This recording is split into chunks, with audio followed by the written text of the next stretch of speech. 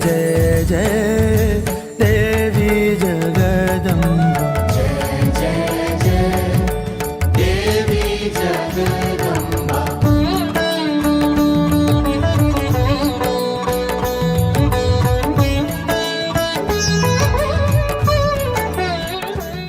सर्व बाधा विनिर्मुक्तो धन धान्य सुतान्वितः मनुष्य मत प्रसादेन भविष्यति न संशय।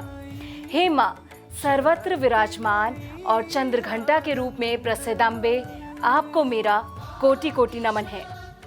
माँ चंद्रघंटा हम सभी को बाधाओं से मुक्त कर हम सभी का जीवन धन धान्य से भर दे। इसी के साथ मैं संजय जोशी स्वागत करती हूँ आप सभी का हमारे खास कार्यक्रम नवरात्रि स्पेशल में।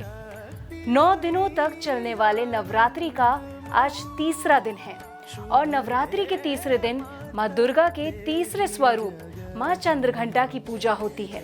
वैसे तो माँ प्रत्येक रूप अनूठी शक्ति का वरदान है, लेकिन ये स्वरूप राक्षसों का संहार करने के लिए प्रसिद्ध है। इस दिन भगवती चंद्रघंटा की कृपा से साधक को निर्मल, कांतिवान, अलौकिक वस्तुओं के दर्शन होते हैं। साथ ही दिव्य सुगंधियों का अनुभव और कई तरह की ध्वनियां भी सुनाई देने लगती हैं। जब ये पल, ये क्षण आता है तब भक्त अपने आप को सौभाग्यशाली मानता है। लेकिन कहते हैं इन क्षणों में साधक को बहुत सावधान रहना चाहिए। तो चलिए आज के इस कार्यक्रम में विस्तार से जानते हैं माँ चंद्रघंटा कौन है। हमारे पौराणिक शास्त्रों में माँ चंद्रघंटा के तीसरे रूप की कथा क्या है, आइए जानते हैं। प्रचलित कथा के मुताबिक माँ चंद्रघंटा की कथा इस प्रकार है। बहुत समय पहले जब असुरों का आतंक बढ़ गया था, तब उन्हें सबक सिखाने के लिए माँ दुर्गा ने अपने तीसरे स्वरूप में अवतार लिया।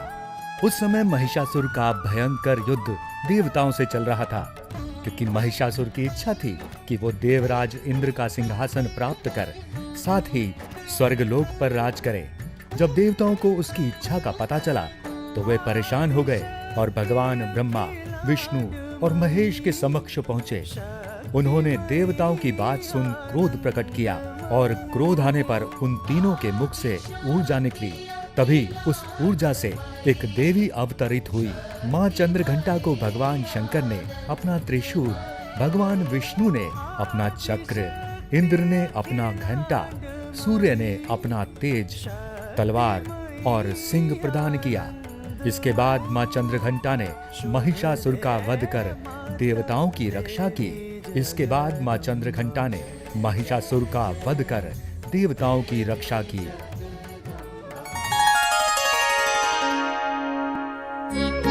या देवी सर्वभूतेषु माँ चंद्रघंटा रूपेण संस्थिता, नमस्तस्य नमस्तस्य नमस्तस्य नमो नमः। माँ चंद्रघंटा की आराधना से साधक में वीरता, निर्भयता, पराक्रमी होने के साथ ही सौम्यता और विनम्रता का विकास भी होता है। माँ का ये तीसरा स्वरूप स्वर्ण के समान चमकीला है। इनके मस्तक पर अर्धचंद्र भी दिखाई देता है, इसलिए इन्हें चंद्रघंटा कहा जाता है। माँ चंद्रघंटा की कृपा से साधक के समस्त पाप और बाधाएं खत्म हो जाती हैं। इनके 3 नेत्र और 10 हाथ हैं। इनके कर कमल में गदा, बाण, धनुष, त्रिशूल, खड्ग, खपर, अस्त्र शस्त्र सुशोभित हैं।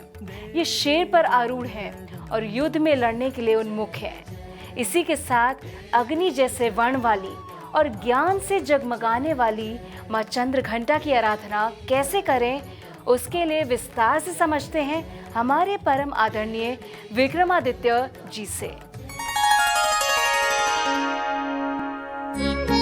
नवरात्र का तृतीय दिवस।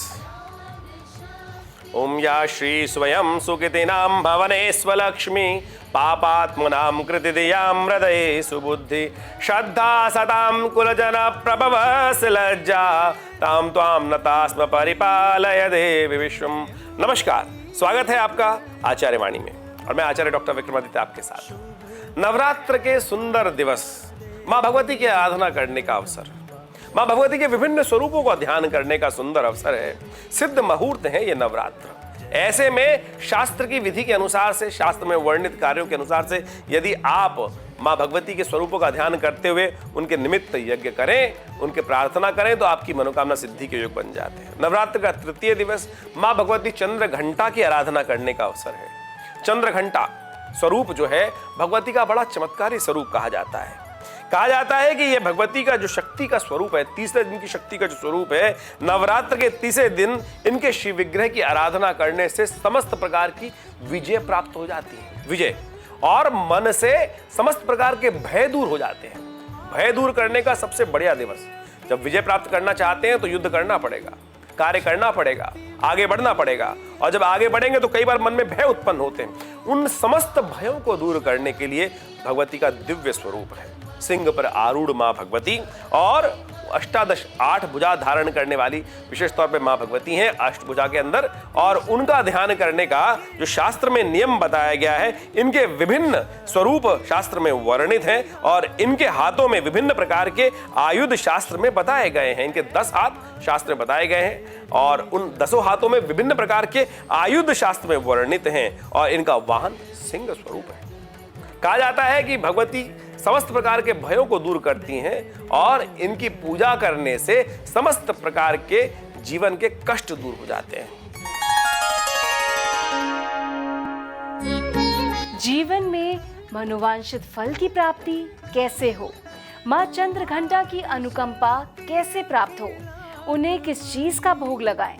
वैसे तो माँ का प्रत्येक स्वरूप अनुपम, भव्य और शक्तिशाली है, लेकिन तीसरे दिन क्या कुछ खास करें, आइए आचार्य जी से जानते हैं।